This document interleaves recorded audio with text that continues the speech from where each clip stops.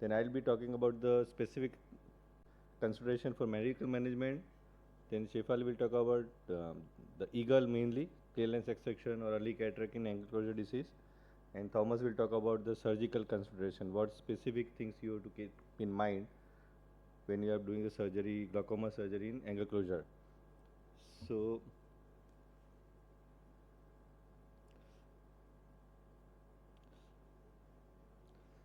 I'm sure that I don't have to tell all these things to this audience.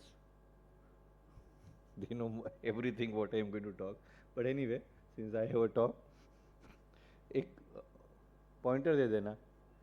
So we know that the POAG, the prevalence is definitely much more than angle closure glaucoma worldwide, but the blindness from glaucoma is nearly similar between POAG and PACG. So 4.5 million blind for open angle glaucoma and 3.9. The new data is 5.9 and 5.3. The main the blindness is more than 2.5 times in angle closure glaucoma compared to open angle glaucoma.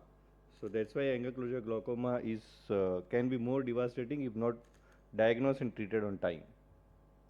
So this is data from the various countries. So if you look, the Mongolia has highest range of the PACG blindness. We are little better off. The acute angle closure symptomatic PAC, India is much less compared to Singapore, and we can ask Bhaskar because he has worked there for long time. The ACG prevalence, if you look the China, as the age increases, the angle closure prevalence increases drastically compared to the Indian subcontinent. But if you look the Asia, including India, then 86% of angle closure glaucoma is in Asia. So of course we are more, but I think we are better in gonioscopy. We can look it that way also. So this is genetic ethnic POAG, PACG proportion. Africa 8:1, Europe 5:1. India, if you look the newer data, it was little more than less than 5x, 3.8.7. But if you include the Chennai survey, then it would be little less. And if you include PAC, then definitely much less. It would come close to 2x. And China, open is 2, angle closure is 1, so 2x. But China is the maximum because of the population, maximum angle closure.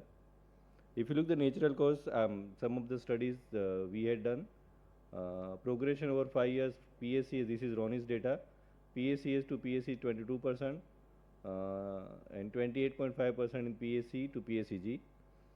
This is from the Chennai glaucoma survey. Average incidence of PAC disease per year was 0.7%. So PACS, PAC, PAC is definitely more common in Asia, more blinding disease. So we should be more careful and diagnose early. From there, I will just go into classification.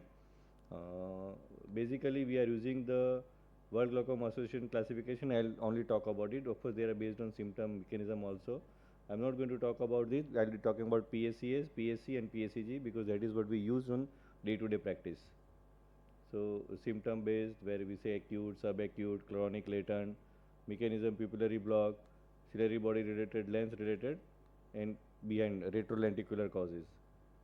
The primary angle closure glaucoma suspect, by definition, the filtering portion of trabecular mesh, that is PTM, not visible for 180 degree. Original definition was 270, modified to 180 degree, no synechia, normal pressure, normal disc, normal field. Now when it progresses, if the gonioscopically, if the pressure increases to more than 21, or they develop synechia. So when we have defined appositional and synechial, appositional where the angle is more than 180 degree close, but the IOP is raised, or plus minus if there is no synechia. If there is synechia, then it will be synechial angle closure. But all put together would be a PAC, primary angle closure. Then acute angle closure also would be part of PAC. And PACG, if they have disc and field changes, then it is PACG angle closure glaucoma. Then secondary glaucoma, pupillary block mechanism, it can be membrane occluding the angle or posterior pushing mechanism behind the iris. This is how the mechanism, anatomical factor, iridocorneal apposition or adhesion, both leads to trabecular mesh damage. Increase IOP episodic or chronic. Ischemia mechanical damage lead to glaucomatous optic neuropathy. Risk factor, we know older age, female gender, Asian, family history. The genetic I will ask Bhaskar because Ronnie and Bhaskar has worked on genetics much more than me. Ocular wise, narrow angles, shallow and axial anterior chamber, thicker lens, shorter axial lens, more anteriorly positioned lens, smaller corneal diameter, hyperopia as the risk factor.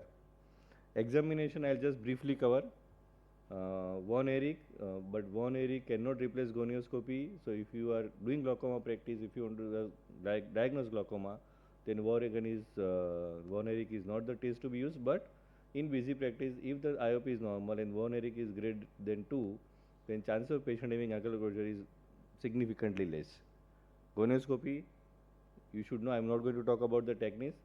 There are two questions we are asking. One is angle is occludable, and one is what else in angle, and both requires different techniques to do. One, here you have to have a very dim light, not impeding the pupil.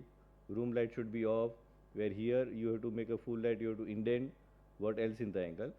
So the gonioscopy is most important part in angle closure glaucoma diagnosis. In fact, even for POIG, because POIG is diagnosis of exclusion.